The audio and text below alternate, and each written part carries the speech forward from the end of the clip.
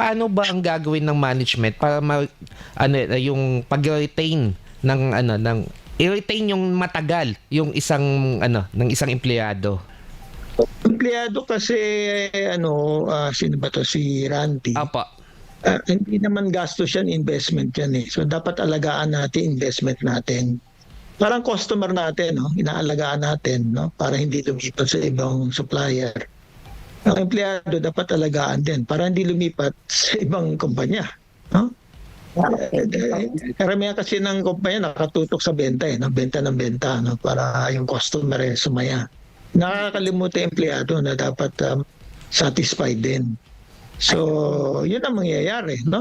Iiwanan kayo. Lalo na nung magagaling na empleyado natin. Okay. So, yun ang perspective na sinasuggest, no? Na paano alagaan? Maraming detalya yan. No? It's more of a perspective.